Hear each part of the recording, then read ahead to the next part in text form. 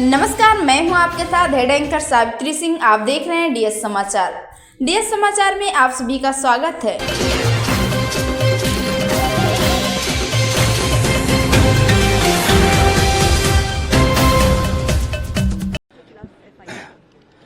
ये दुखद है जो घटना हुई है। हमारे सांसद जियाउर रहमान जब संभल में ही नहीं थे और उसके बावजूद भी उन पर एफआईआर दर्ज करना, ऐसा उदाहरण कभी किसी को मिला होगा देखने को, सुनने को? एक पुलिस ऑफिसर ये कह रहा हो कि नेता बनना छोड़ दो, नेताओं का सहारा लेना छोड़ दो। किसके लिए भाषा थी वो? और मैं ये कहना चाहता हूं, हालांकि सब जानकारी आपके पास है, दुखद है कि नईम जैसे नौजवान की जान चली गई, बिलाल की जान गई है, रोमान की जान गई है, कैफ, अयान, और इसमें से कुछ कम उम्र के भी हैं। मुझे याद है जब मैं लखनऊ में प्रेस कर रहा था, उस समय जो जानकारी थी और जो जानकारी छिपाई जा रही थी, जब वहां पर लोकल स्तर से जानकारी हासिल हुई, तब मैंने कहा कि नईम की जान गई है और पुलिस की गोली से गई है। आप लोगों पे सब वीडियोस हैं, आप लोगों पे जगह जगह से वीडियोस मिले हैं, कवरेज है पूरा का पूरा कराया गया ये दंगा है। और किसने कराया? सरकार ने कराया, क्योंकि सरकार जो बेईमानी कर रही थी, सरकार जिसने वोट लूटा, सरकार ने जिसने मशीन पर ईवीएम की बटन बार बार पुलिस से दबाई, प्राइवेट ड्रेस में पुलिस लगाई, उस चुनाव में इनकी धांधली, इनकी चोरी न पकड़ी है, इसलिए जानबूझ करके संभल में घटना कराई है। और मैं पढ़ना चाहता हूं, संभल की शाही जामा मस्जिद के खिलाफ 19/11/2024 को सिविल जज चंदौसी संभल में एक याचिका डाली गई। कोर्ट ने दूसरे पक्ष की सुने बगैर उसी दिन 19/11/2024 को सर्वे के आदेश दे दिए। ताज्जुब तो इस बात का है कि ऑर्डर मिलने के बाद ही संभल के जिलाधिकारी, संभल के पुलिस अधीक्षक आदेश को पढ़े बगैर 2 घंटे बाद ही सर्वे के लिए पुलिस बल के साथ शाही जामा मस्जिद पहुंच गए।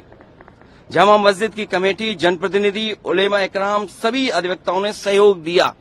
जिस समय पहली बार सर्वे हुआ है और कोर्ट के आदेश के बाद पूरा का पूरा सहयोग, जो भी वहां जिम्मेदार लोग थे, जो भी जिम्मेदार वहां पर मौके पे थे, सबने सहयोग किया।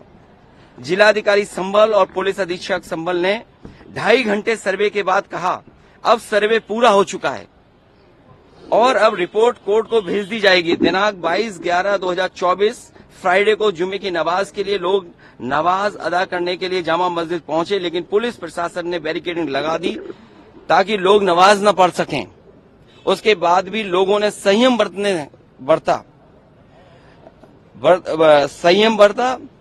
नमाज अदा की और किसी प्रकार का विरोध प्रदर्शन नहीं हुआ, किसी तरह की विरोध नहीं हुआ। 29 तारीख को कोर्ट की अगली तारीख तय थी। शाही जामा मस्जिद की कमेटी और मुस्लिम समाज के सभी लोग कोर्ट के केस की पैरवी के लिए तैयारी कर रहे थे, परंतु दिनांक 23 तारीख को रात पुलिस प्रशासन द्वारा कहा गया कि 24 तारीख को यानी अगले दिन सुबह को दोबारा सर्वे किया जाएगा। आखिरकार पहले एक बार सर्वे हो गया। ये आदेश पुलिस प्रशासन को किसने दिया कि दोबारा सर्वे आपका होगा, जब पहले सर्वे में सब लोगों ने सहयोग मदद की, पूरा सर्वे हुआ, किसी को आपत्ति नहीं थी सर्वे पर, लेकिन जानबूझ करके आगे शाही जामा मस्जिद की कमेटी और अधिवक्ता ने कहा कि एक सर्वे तो मुकम्मल हो चुका है, अब दूसरे सर्वे की क्या आवश्यकता है। कोर्ट के आदेश का हमने पालन कर दिया, अगर दूसरा सर्वे करना है तो दोबारा आदेश करवाएं, कोर्ट के आदेश के बाद हम दोबारा सर्वे करा देंगे। लेकिन जिलाधिकारी संभल और पुलिस अधीक्षक संभल ने कोई सुनवाई नहीं की और तानाशाही दिखाते हुए और सुबह के वक्त से पहले शाही जामा मस्जिद आ गए। शाही जामा मस्जिद कमेटी और मुस्लिम समाज के लोगों ने फिर भी धैर्य रखा और दोबारा सर्वे के लिए अंदर ले गए। सर्वे के दौरान करीब 1.5 घंटा बाद जब जनता को सूचना मिली तो वो इकट्ठा होना शुरू हो गए। लोगों ने सर्वे का कारण जानना चाहा तो सर्कल ऑफिसर ने उनके साथ गाली गलौज की और लाठीचार्ज करवा दिया, बुरी तरह से जख्मी कर दिया। इसका विरोध करते हुए चंद लोगों ने पत्थर चलाए, जिसके बदले में पुलिस सिपाही से लेकर अधिकारी तक ने अपने सरकारी और प्राइवेट हथियारों से गोलियां चलाई, जिसकी वीडियो रिकॉर्डिंग है।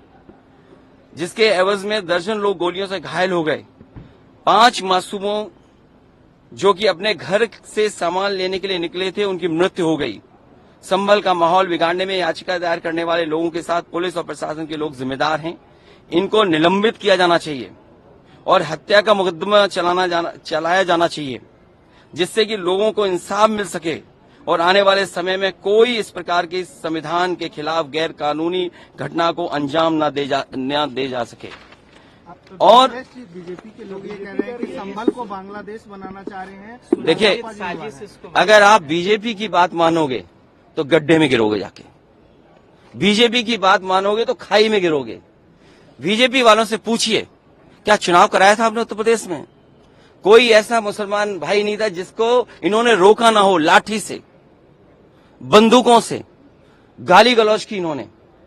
हम लोग लगातार कहते रहे और फिर बीजेपी के पास जवाब क्या? जब चुनाव आयोग को शिकायत की गई तो चुनाव आयोग ने खानापूर्ति कर करके कुछ अधिकारियों के खिलाफ कार्रवाई की।